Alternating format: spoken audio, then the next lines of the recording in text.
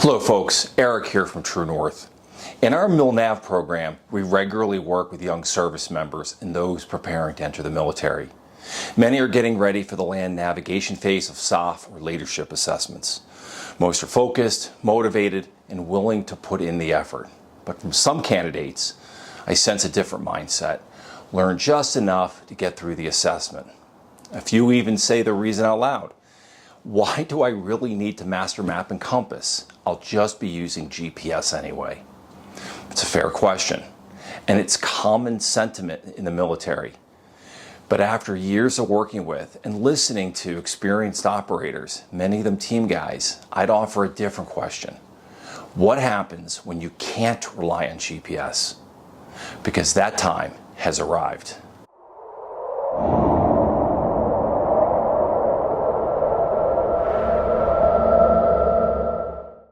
In today's operating environment, electronics are becoming less reliable. Signals can be jammed, using a device can reveal your position, and worse, they can attract a drone strike.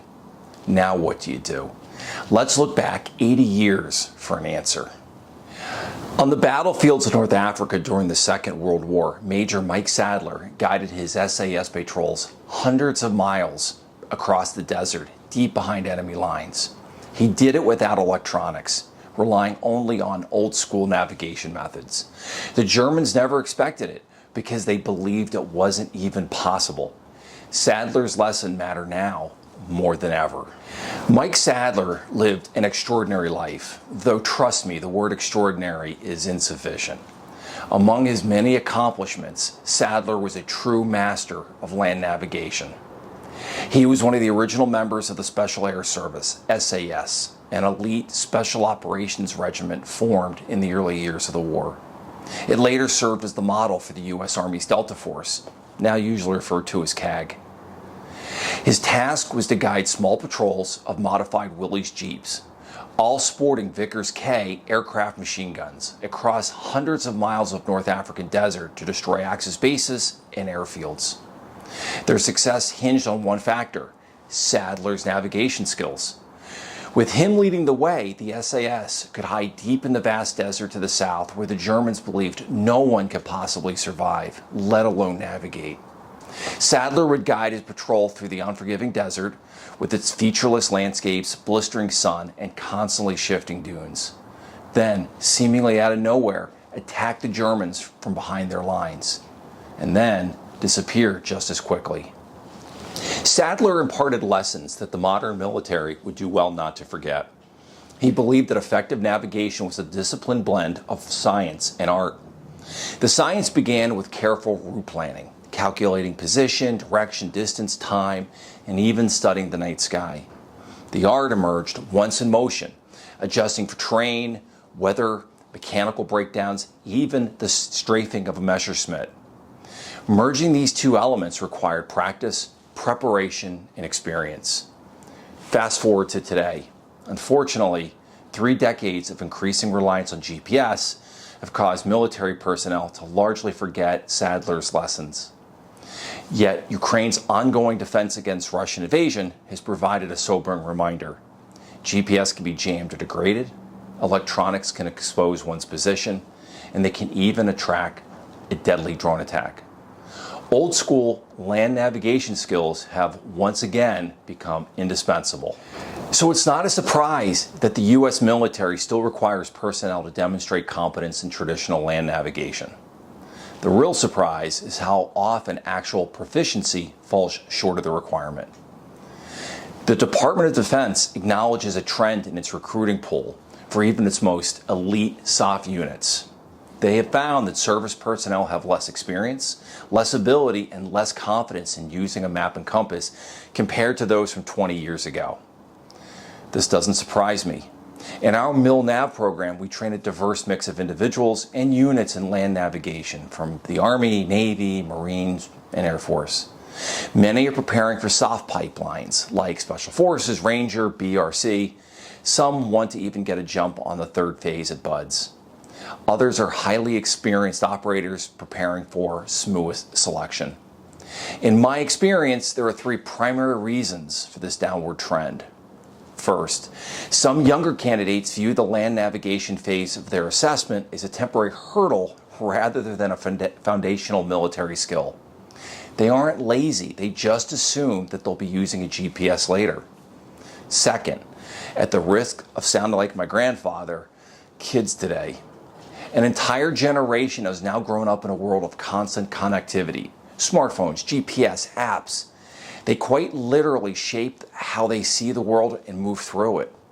These tools guide them from one location to another so seamlessly that many rarely exercise key mental muscles, once developed by countless prior generations that maintain their spatial awareness. Some need help just to understand basic map concepts and principles because they've never really had to use a map. And who can blame them? The blue dot knows where they are, and it'll get them to where they need to go. Third, the military itself has gradually deprioritized traditional land navigation training. Instruction is often brief. Instructors frequently pass along techniques that they were never fully taught themselves. Refresher training is sporadic and typically folded into pre-deployment trainings. And despite land navigation being highly perishable, there are few practice opportunities to maintain lasting competence. As one operator told me, we get dropped at the X, we get picked up at the X, so we don't really use the skill. Meanwhile, modern service members must master an expanding list of technical skills, often with constrained time and training budgets. Something inevitably must yield. Usually, it's foundational map and compass proficiency. Fortunately, we are consistently impressed by the mindset of those who seek out our training. Whether an 18 X-ray candidate or an experienced operator with multiple deployments, our clients tend to share the same traits: humility, openness to instruction, and an eagerness to refine any skill that will make them more proficient. They understand that while land navigation is technically simple to learn, it is exceptionally difficult to master, so they train accordingly. At True North, we emphasize the fundamentals of traditional military land navigation, the disciplined blend of science and art. From our baseline military land navigation for beginners to our Tier 1 navigation development designed for SOF operators preparing for smooth selection, our objective is not merely to help candidates pass selection. It's to help them become confident navigators capable of leading under uncertainty. Because if electronic systems fail or can't be used, someone must still have the ability to determine position, direction, distance, and time, and guide the team forward. Sadler refused to rely on hunches, even when large portions of his maps were blank. At night, he took the time to identify reliable stars before moving his patrol. During the day, he dead-reckoned deliberately, calculating position by tracking direction, distance, and time across featureless terrain. That discipline enabled him to lead his men more than 400 miles through the Libyan desert to raid the Wadi Tamet air base and disappear back into the dunes. Remarkably, Sadler described his own ability as only marginal. History knows otherwise. His legacy reminds us that land navigation has never been about gadgets. It has always been about judgment and the quiet confidence that comes from earned competence. Technology will continue to evolve. Yet, someone must still have the skills, the judgment, and the confidence to lead the team forward. That responsibility has not changed in 80 years, and it never will. If you want to learn more about our MilNav program or prepare for an upcoming assessment, visit us at exploretruenorth.com. And if you found this video useful, consider liking and subscribing. We regularly share training insights from the field.